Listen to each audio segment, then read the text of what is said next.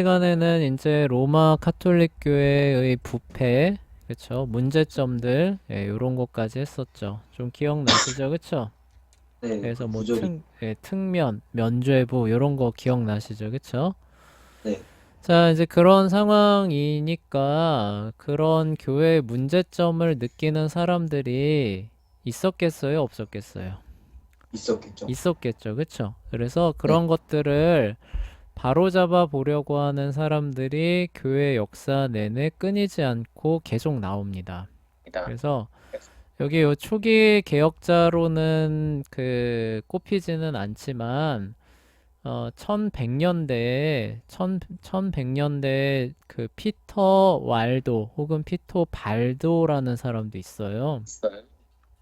들어본 것 같아요. 들어봤죠? 발도파라고 들어봤었죠. 그쵸?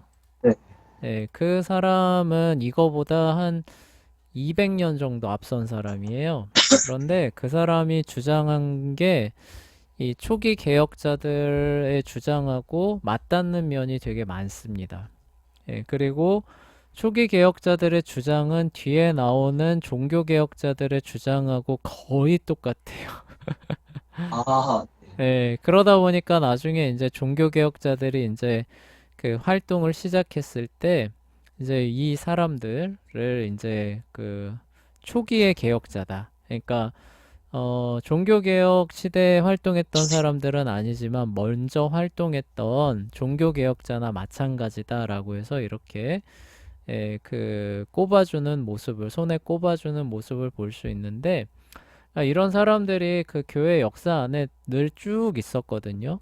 쭉. 네, 그래서 심지어 카톨릭 교회의 그런 어떤 그 중요한 교리들을 여전히 고수하면서도 뭐 교황은 적그리스도다 막 이런 네, 사람도 종종 나와요. 그쵸?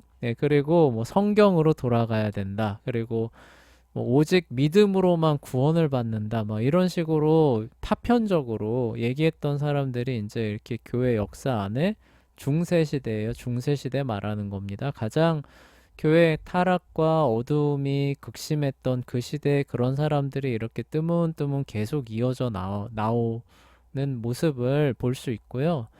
그리고 이제 초기 개혁자들은 뭐냐, 그런 사람들이 이제 드디어 수면 위로 올라올 때가 다 됐다라고 하는 것들을 보여주는 거예요. 이제 그런 것들이 체계화되기 시작했다. 이제 모습을 갖추기 시작했다라고 하는 거를 보여주는 게 이제 초기 개혁자들의 모습이에요. 그러니까 여기서 네, 우리가 그 또 교훈을 얻을 수 있는 게 교회가 됐든지 뭐가 됐든지 개혁이라고 하는 작업이 일순간에 한 번에 확 일어나기는 어렵다는 거예요. 네, 그러니까 로마 교회도 타락한 게 몇백 년에 걸쳐서 타락했잖아요. 그렇죠? 그러니까 네. 그거를 개혁하고 온전한 교회로 회복시키는 과정도 10년, 20년 안에는 불가능한 거예요. 그렇죠? 네, 그래서 이 초기 개혁자들의 활동들까지 포함하면은 몇백 년에 걸쳐서 준비 기간이 있었고, 종교 개혁이 일어난 이후에 또 교회가 형성되는 과정들을 보면은 100년에서 200년 가까이 또 시간이 필요합니다. 예.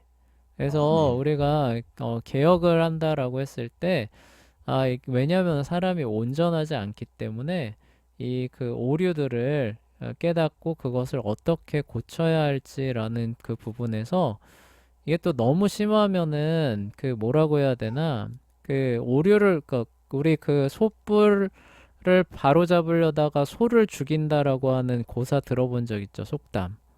네, 이게 잘못하면 그렇게 갈 수도 있거든요. 그렇죠? 그래서 그런 부분들을 이제 바로잡는 과정에서 시간이 굉장히 많이 걸리고 시행착오도 굉장히 많이 일어나는 부분이 이제 개혁에 대한 부분입니다. 그래서 하여간 초기 개혁자들이에요. 그래서 아직 종교 개혁이 일어나기 전에 중세 말기에 활동하면서 나중에 종교 개혁자들이 말할 내용들을 거의 대부분을 말했던 사람들이 있는데 그 중에서 가장 대표격인 사람이 존 위클리프라고 하는 사람입니다. 혹시 들어봤나요? 위클리프? 네. 들어봤죠. 이름 들어봤죠, 그쵸? 이 네, 사람이 이제 가장 대표적인 사람인데, 왜 그러냐면요. 이 사람이 훗날 뒤에 말할 종교개혁의 주요 원리들 내용들을 이 사람이 다 말해버려요. 아, 이미. 네. 1300년대 사람이에요. 아, 네, 1300년대 후반 사람이거든요. 네. 종교개혁은 1500년대 초반에 일어나잖아요. 그쵸? 네. 그러니까 한 100년 정도 텀이 있는데 이 100년 정도 전에 이미 종교개혁의 기본 원리들을 다 말했던 사람이 존 위클리프입니다. 그러니까 되게 어, 대단한 사람이에요.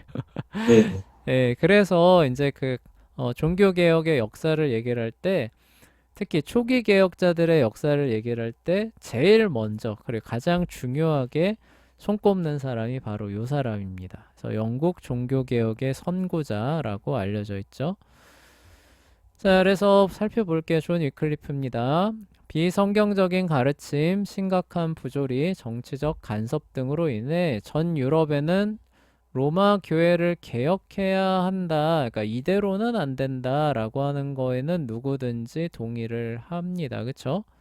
그런데 어떻게 할 거냐라는 부분은 그렇게 쉬운 일이 아니에요. 여러 가지 이유로 해서 쉽지 않은데 첫 번째로 그 쉽지 않았던 이유가 뭐냐면은 그냥 무조건적으로 로마 교회를 비판하고 타박한다 이러면은 어떻게 돼요? 이단이라는 죄목으로 화형에 처해질 수가 있는 겁니다. 일단 첫 번째 이게 어려움이에요. 네. 이거를 이제 잘 이겨내면서 개혁을 해야 되는 어려움이 있는데, 그런 부분에서 굉장히, 그쵸? 지혜롭게, 하지만 올바르게, 그리고 차근차근 개혁을 진행해 나가야 할 필요가 있는 거죠. 그래서 이렇게 쉬운 일은 아닙니다. 잘못된 건 누구나 알아요. 그쵸? 잘못된 건 네. 아는데, 어떻게 해야 되느냐. 그리고 그 올바르게는 하지만 그 올바른 것들을 또 어떻게 진행해서 좋은 결과를 얻어낼 것이냐. 이건 굉장히 어려운 부분이 되는 겁니다. 자, 그러나 그런 위험과 위협이 진리의 불길이 타오르는 일을 계속 억누를 수는 없어요. 그쵸? 이런 어려움들이 있는데 이 부조리나 잘못된 그런 부분들이 너무 심각하니까 그러니까 이대로 있을 수는 없잖아요. 그쵸? 그래서 그런 위협과 위험을 무릅쓰고서 그리고 그런 과정에서 이제 조금 어려움을 겪는 사람들이 계속 나오지만 그런데도 계속 그렇게 갈 수밖에 없는 이런 상황들이 펼쳐지게 됩니다. 자, 마틴 루터 이전에 교회를 성경적으로 개혁하려고 노력한 이들이에요. 이게 되게 중요한 겁니다. 그러니까 교회를 개혁하려고 하는 사람들이 많이 있었는데 성경적으로 성경에 맞게 개혁하려고 하는 사람들 중에서 가장 손꼽히는 사람이 존 위클리프라는 거예요. 네. 그러니까 예를 들어서 우리 저 예전 시간에 그 누구냐 인문주의자들 중에 에라스미스 공부했었잖아요. 그쵸? 네. 에라스미스가 우신예찬 이런 거 그 써내면서 로마 교회를 비평했었죠. 그쵸? 비판했었죠. 그쵸? 네. 그럼에도 그는 평생 로마 카톨릭 교회 교인으로 남습니다. 네. 예, 그러니까 뭐예요?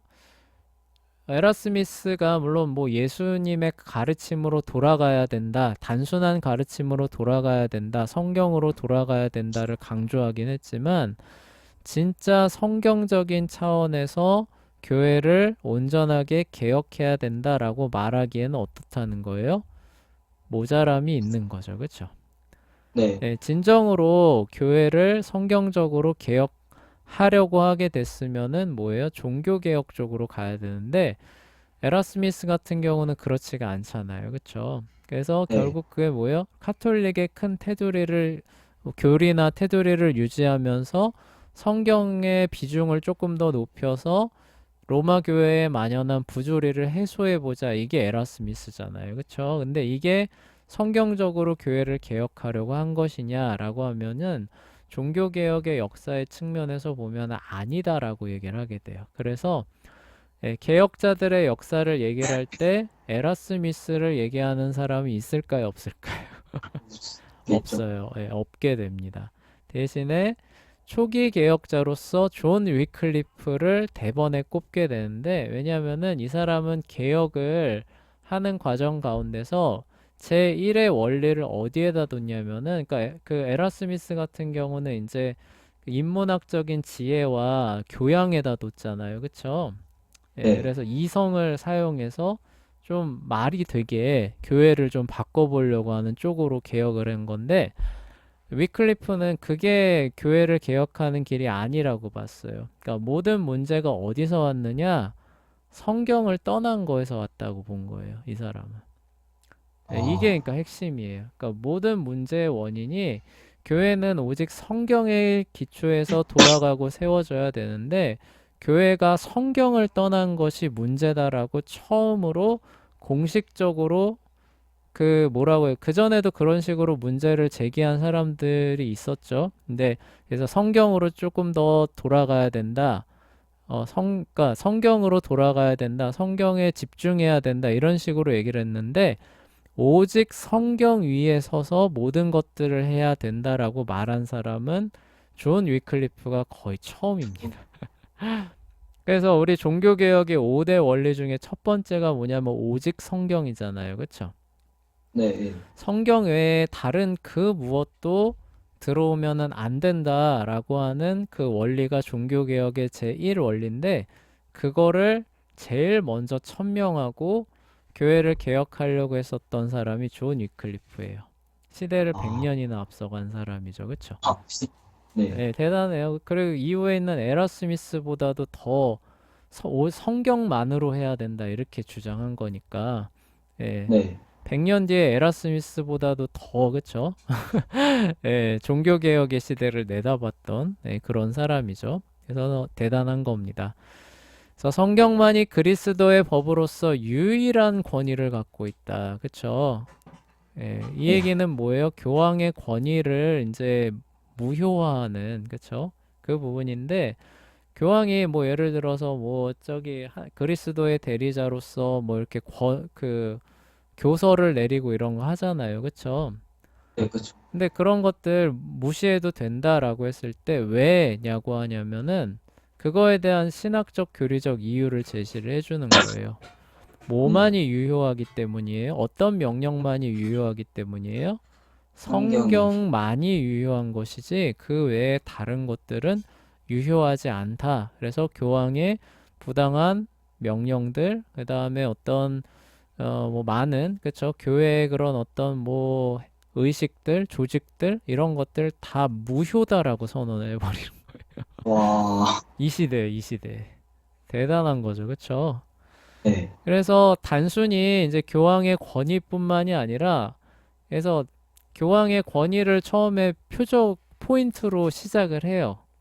예, 그러니까 교황의 잘못된 명령에 순종할 필요가 없다, 무시해도 된다라고 하는 것으로 개혁 작업을 시작을 했는데 그 근거를 뭐라고 두냐면은 오직 성경에 우리는 오직 성경만을 그렇죠? 거기에 기록된 것만을 따라야 한다라고 그 근거를 제시를 해요.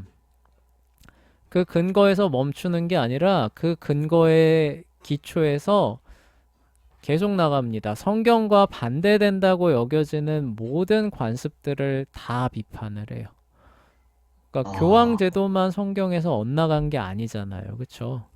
그렇죠. 예, 수많은 것들이 다 있잖아요. 네. 게다가 북소리도 심했고. 예, 그래서 연옥교리 뭐 해가지고 뭐 그다음에 뭐 수많은 것들을 다 일거에 다 비판합니다. 그러니까 이 아, 사람은 말 그대로 진짜 오직 성경에 의해서만 신자들이 생활해야 되고 교회가 돌아가야 되는데 그게 안 됐기 때문에 교회가 지금 참 이런 어려움에 빠져 있다라고 굳게 믿는 사람이었던 거예요. 그러면 이제 카톨릭이 엄청나게 싫어하게 또 도장 찍어놔. 네, 그래요. 그래서 실제로 이 사람 사후에 이단으로 판정이 됩니다. 아, 사후에. 예, 네. 그 배경의 이제 또 저기 설명하자면 조금 이제 뭐 설명할 내용들이 있어요. 막 장미 전쟁하고 막 얽히고 막 이제 이런 부분들이 있는데 네. 예, 그건 부가적으로 나중에 이제 교회사 할 때 또 세부적으로 설명할게요. 그러니까 하여간 이제 그래서 이 사람은 교회가 오직 성경에 의해서 가야 되기 때문에 거기에 반대되는 것들을 다 비판하다 보니까 이제 뭐 말 그대로 뭐 연옥도 이제 비판하고, 그리고 가장 무엇보다도 이제 심각했던 게 그 지금도 로마 교회에서 가장 중요한 교리가 그 화채설이잖아요. 그쵸? 성만찬의 교리. 네. 예, 그거를 비판을 해요. 그거를. 아, 성만찬이. 네, 네. 성만찬의 교리를 비판을 합니다. 그러니까 그것 자체가 그 뭐냐, 그 실제 예수님의 피와 살로 변하고 예수님의 피와 살을 실제로 먹는 사람이 구원의 효력을 진짜로 얻는 것처럼 가르치잖아요. 그쵸? 네. 그래서 로마 교회는 그 사제가 주는 이거 안 먹으면 어때요? 뭐 이제 지옥. 은혜에서 떨어져서 지옥 가는 걸로 아, 알고 덜덜덜 떨잖아요. 그쵸? 네. 그게 성경에 있어요? 아니요, 그런 건 없죠. 그래서 그것도 비판해요. 근데 이거는 그때까지 그 아까 말했던 뭐 왈도파 이런 사람들조차도 이거를 비판해야 한다, 문제가 있다라고 생각한 사람이 단 하나도 없었어요. 와, 저 예, 위클리프 최초. 예, 위클리프가 거의 최초인데 이 네. 부분을 위클리프가 어떻게 해서 그 비판하고 지적할 수 있었느냐라고 하면은 이것 때문에 그런 거예요. 성경만이 그리스도의 유일한 법이다. 이것 때문에 여기 지점까지 이르게 된 거고, 실제로 이후에 종교 개혁자들이 그 노선을 따라서 보니까 가장 심각하게 다퉜던 부분이 성만찬에 대한 교리가 되는 거예요. 네. 아, 심각하게 다퉜던. 예. 네. 그런 부분에서 이제 그 위클리프가 진짜 선구자다 이렇게 얘기를 할 수가 있는 거죠. 예, 그리고 이제 그러다 보니까 이제 뭐예요? 성경이 이렇게 중요한데 이 당시 사람들 성경을 알아요, 몰라요? 모르죠. 모르죠. 설령 성경이 있다고 해도 읽을 수 있어요, 없어요? 없죠. 없죠. 라틴어잖아요. 예, 라틴어로 돼 있잖아요. 그러니까 이 성경을 일반 사람들도 알아야 된다. 오직 성경에 의해서 돌아가야 되는데 성경을 모르니까 아무것도 안 되잖아요. 그러니까 성경을 모두가 알아야 된다. 사제가 하는 말 하면은 그게 곧 하나님의 말씀이지. 교황이 에헴하면은 콩으로 메주를 쓴다고 해도 믿어야지. 이런 거는 신앙이 아니다. 이렇게 그쵸? 성경을 알고 성경을 이해하는 것이 신앙의 출발점이다. 이거를 또 굳게 붙들다 보니까 종교개혁자들하고 거의 똑같죠. 그쵸? 네. 지금 종교개혁을 얘기를 하는 게 아니에요. 초기 개혁자들 얘기하는 겁니다. 예, 그 생각으로 성경을 영어로 번역을 하게 됩니다. 그래서 아, 영어 성경의 역사 이런 거 보면은 중요하게 나오는 게 위클리프 성경이라고 있어요. 네. 예, 근데 이게 중세 영어로 돼 있잖아요. 오늘날의 영어가 아닙니다. 아, 네. 예, 그래서 굉장히 게르만어에 가까운 영어로 쓰여져 있는 위클리프 성경이라고 하는 게 있는데, 예, 이거를 이제 막 번역을 해서 자기를 따르는 사람들한테 이제 배포를 하게 나눠줬던 거예요. 네. 그래서 여기 보면은 이제 여기 롤라드파라고 나오죠. 그쵸? 예, 이 네. 사람들이 바로 이 성경을 배포하고 다니면서 이 위클리프의 사상을 전하는 사람들을 이 롤라드파라고 얘기를 해요. 그래서 이 네. 사람들이 어떻게 해서 이 성경과 위클리프의 가르침을 전파했느냐? 왜냐면 일단 붉은 로브를 입고 둘씩 짝지어서 맨발로 영국 곳곳을 누비고 다닙니다. 그러면서 이제 사람이 이제 이렇게 있잖아요. 그럼 가서 말을 겁니다. 아, 여기 저기 저한테 진짜 귀한 상품과 보물이 있습니다. 한번 좀 구경해 보시지 않겠습니까? 이러면 어떨까요? 구경해 보겠죠. 그게 뭔데요? 라고 하면은 여기 여기서 그 위클리프가 번역한 성경을 꺼내서 이렇게 주는 거예요. 바로 네. 하나님의 말씀 성경입니다. 라고 하면서, 예. 그리고 이제 그걸 뭐예요? 펴서 읽어주는 거죠. 그쵸? 읽어주면서 하나님의 말씀을 가르치고 깨닫고 알게 하는 이런 전도자들을 이 생겨나게 되는데 그게 바로 위클리프의 가르침과 이 사역 때문에 생겨났던 사람들이에요. 네. 예, 그래서 이 사람들이 영국 곳곳을 누비고 다니면서 위클리프가 번역한 영어 성경을 전해주게 되겠고요. 예, 그래서 이 사람들에 의해서 이제 종교개혁의 씨앗이 그 예비할 수 있는 장작이 영국 곳곳에 이렇게 차곡차곡차곡 이렇게 쌓이게 됐던 거죠. 네. 하나님의 섭리가 참 놀랍죠. 네. 자, 그 밖에도 로마 교회의 성직자와 부패와 부조리 당연히 비판할까요, 안 할까요? 하겠죠. 하겠죠. 성경적 교리적으로 비평을 하는 사람들한테 로마 교회의 부패와 부조리 비판하는 건 일도 아니죠. 그렇죠? 네, 그래서 네. 당연히 강하게 비판을 하게 됩니다. 자, 그러다가 이제 1384년에 뇌졸중으로 쓰러져서 집에서 숨을 거두게 돼요. 아, 이단 판정을 받고 화형을 당한 건 아니에요. 네. 네, 근데 그때까지도 이단 판정을 안 안 받는 거예요. 받았어요. 살아있어. 네, 안 받았어요. 왜 아, 그랬냐면은요, 그때가 아비뇽 유수 기간이었어요. 아민형 뉴스. 네, 아비뇽 유수 기간이어서 이제 그 뭐라고 해야 되나 교황이 프랑스에 있잖아요, 그쵸? 네. 근데 영국하고 프랑스하고 사이가 안 좋잖아요, 그쵸? 네. 그런데 이렇게 그 말 잘하는 아주 위대한 신학자가 종교개혁의 원리기는 하지만 오직 성경에 근거해서 로마 교황을 열심히 공격해주면은 영국 정계 입장에서는 어떨까요? 어, 나쁠 게 오히려 있을까요? 없을까요?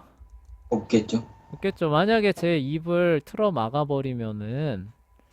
그러면은 정당성이 저 프랑스에 있는 교황한테 있다라고 하게 되면은 이 영국민들이 저 네. 프랑스에 맞서 싸우자 이렇게 일어날 수 있을까요?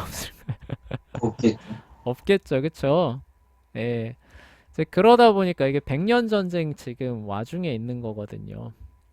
네. 예, 이제 그러다 보니까 그런 이제 상황과 맞물려서 이렇게 저 정치적인 그런 관적인 차원에서 저 교황을 좀 비판해줄 진짜 스피커가 필요한데 또 때마침 그 역할을 너무나 잘 감당해 준 거죠. 근데 위클립.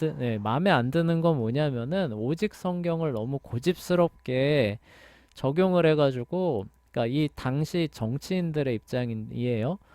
네. 굳이 필요 없는 것들까지 저렇게 과격하고 급진스럽게 아, 해서 혼란을 조금 조장하는 면은 있지만 그래도 저만한 사람이 없다. 그렇죠? 네, 요 정도 포지션이라고 보시면 됩니다. 아, 그래서, 그러다 보니까 어디에 뭐 회부돼서 뭐 이단 판정을 받는다거나 뭐 이렇지는 않고 사실상 가택 연금 상태에서 이 모든 활동을 진행하게 돼요. 혼자 아, 연구실에서. 네. 그것도 참 하나님의 섭리가 참 오묘하죠. 그쵸?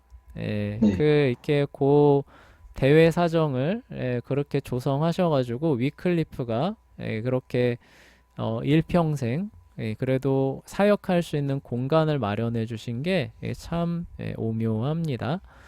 자, 그래서 아비뇽 유수 기간에는 그래도 어쨌든 제자들이 그렇게 이제 드나들면서 잉글랜드 전역에서 자유롭게 이러한 복음 전파 활동이 가능히 하게 됩니다. 문제는 뭘까요? 아비뇽 유수 기간이 끝난 거예요. 아, 이제 네. 로마로 교황청이 돌아갑니다. 그쵸? 네. 자, 그 다음에 이제 영국이 어디에 서냐면은 프랑스 이제 그 뒤에 이제 세교황 시대 열리잖아요. 그쵸? 이제 네. 세교황 시대가 이제 곧 열리게 될 텐데 이제 그 전에 이제 프랑스 교황하면은 치가 떨리잖아요. 그쵸? 네, 그쵸. 네, 그러니까 영국이 교황청이 로마로 돌아가는 거를 적극 찬성할 뿐만이 아니라 이제 그 로마 교황 편에 적극적으로 서게 됩니다. 요 아, 아비뇽 유수 기간이 끝난 뒤에.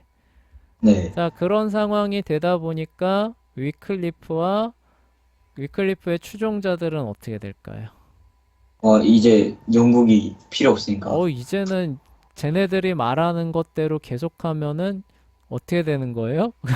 오히려 그 교황과 적대적인 관계를. 그쵸. 오히려 프랑스에 도움이 되는 상황이 오게 되는 거잖아요. 그쵸. 우리는 이제 교황을 중심으로 해서 프랑스 연합전선에 공고히 서야 되는데 계속 이제 교황이 프랑스 교황이 아니잖아요. 그쵸. 네, 그쵸. 계속 교황을 공격하면은 그럼 어떻게 돼요? 그쵸. 큰일 나는 거잖아요. 그쵸. 그래서 네. 교황청이 돌아간 이후에 영국 그 정계가 어, 위클리프와 그 추종자들, 롤라드파라고 하는 사람을 극렬하게 박해하기 시작합니다. 아, 근데 극렬하게 박해를 시작할 때는 이미 위클리프는 세상을 떠난 뒤에요. 네. 네, 이미 세상을 떠난 뒤여서 이제 어떻게 했냐면은 이 사후에 사후 재판을 엽니다. 사후 재판을. 네. 예, 이미 죽었지만 이제 그 악랄한 이단이에요. 이제 아, 네. 저 악랄한 이단을 그냥 놔둘 수 없다라고 해서 그 사후에 이제 그가 썼던 글들 이제 그 중에서 이제 본인들한테 이제 유리한 그런 부분들을 이제 쭉 모아서 재판을 열어서 이제 이단 판정을 내게 돼요. 네, 네. 이단 판정을 내면은 이 당시에 이단에 대한 형벌은 화형이잖아요. 그쵸? 네. 화형을 하려고 보니까 이미 어때요? 죽었죠. 그쵸? 죽어 있어요. 네, 네. 그러니까 어떻게 하냐면은 무덤을 파헤칩니다. 네. 그래서 시신을 끌어내서 그 시신을 태워요. 불태워요. 네, 아, 사실상 화장하는 거죠. 그쵸? 예, 근데 시신을, 어, 네, 뭐라고요? 그런 거 해봤자 뭐별 의미가 있나요? 의미는 없지만, 그쵸? 네. 의미는 없지만 이단으로서, 그쵸? 그런 거를 이제 행한다라고 하는 그런 상징적인 그런 형식적인 절차를 취한 거죠. 그래서 네. 그 시신을 그 동양식으로 말하면 부관 참시하는 거죠. 그렇죠? 네. 끄집어내서 불태워서 그 재를 강에다가 뿌려버립니다. 그래서 영원히 안식을 얻지 못하게 해야 된다. 이런 식으로 해서 그 뿌려버리는 게 이제 위클리프고 당연히 이제 그를 따르던 롤라드 파들은 어떻게 했어요? 이제 눈에 보이면 화- 어때요? 화형시켜버리는. 잡아서 죽는 거죠. 그렇죠?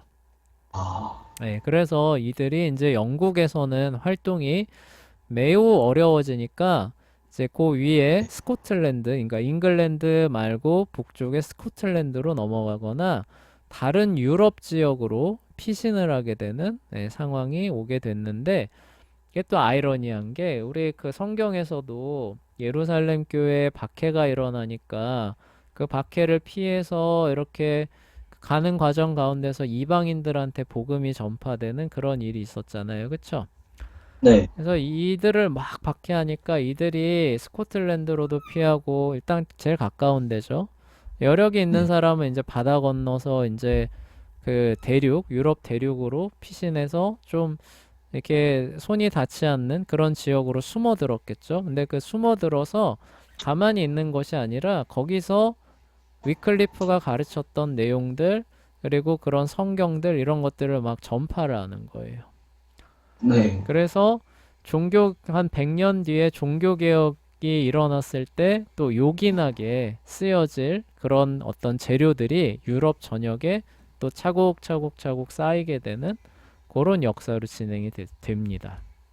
아, 재밌죠, 그쵸? 하나님의 이 섭리라고 하는 게 이게 참 이렇게 오묘해요. 그래서 박해라고 하는 게 꼭 나쁘지만은 않아요. 예.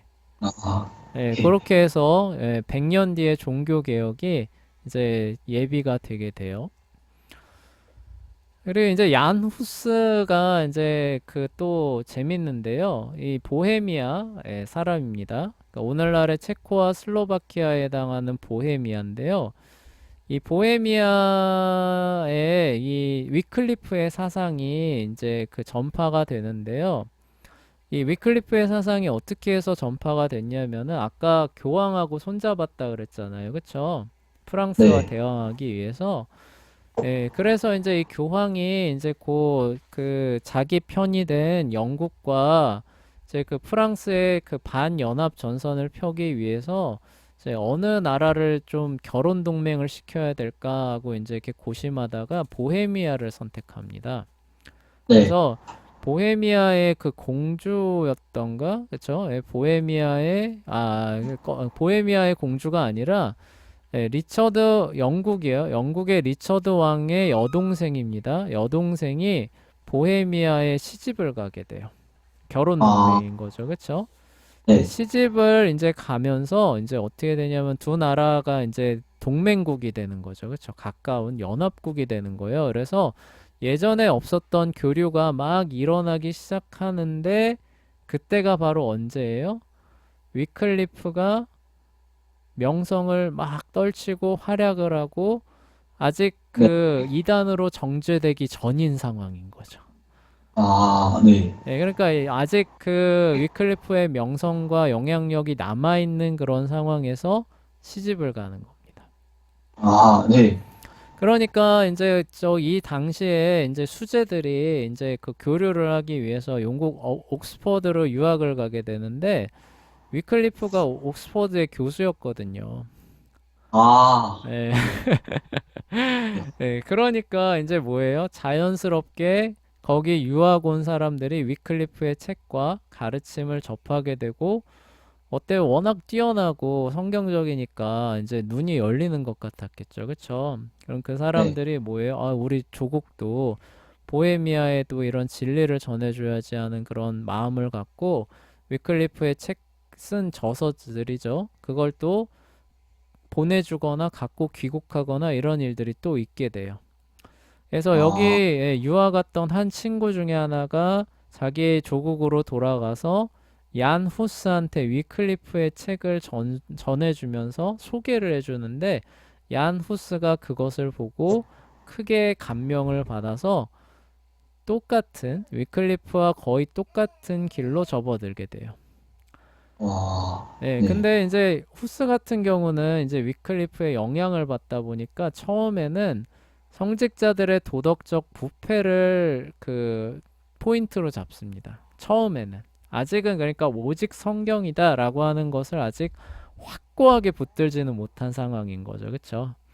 네. 네, 아직 위클리프의 영향을 받은 거지, 위클리프가 그렇게까지 주장했던 주요 원리인 오직 성경이라고 하는 그 중요성을 아직까지는 많이 인지하지 못한 상황이었기 때문에 눈에 보이는 성직자들의 도덕적 부패에 대해서 막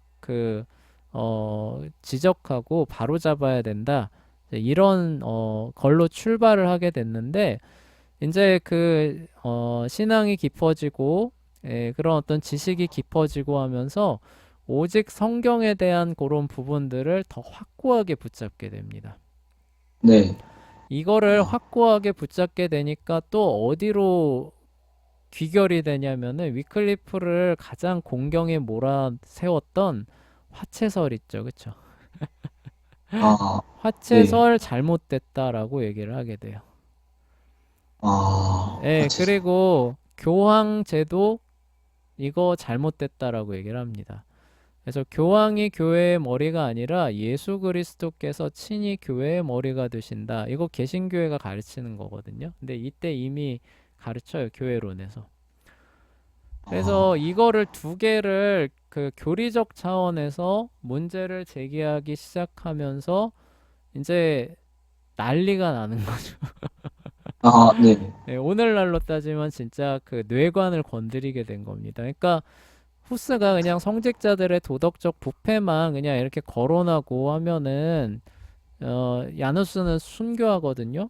순교의 네. 자리까지 가지 않았을 텐데 이 오직 성경이라고 하는 교리를 확고하게 붙들면서 진짜 이게 뇌관과 같았던 화채설, 그렇죠? 네. 성만찬의 교리와 그다음에 교회론에서 교황이 머리냐 아니면은 그러니까 교황이 보이는 어떤 조직과 그런 어떤 체계냐 아니면 보이지 않는 무형의 영적인 모임이냐라고 하는 부분에 있어서 개신교는 네. 후자거든요. 보이지 않는 영적인 모임이다. 그래서 그 머리는 예수 그리스도가 친히 되신다라고 하는데 그 부분을 얀 후스가 정확하게 지적을 하기 시작하는 거예요.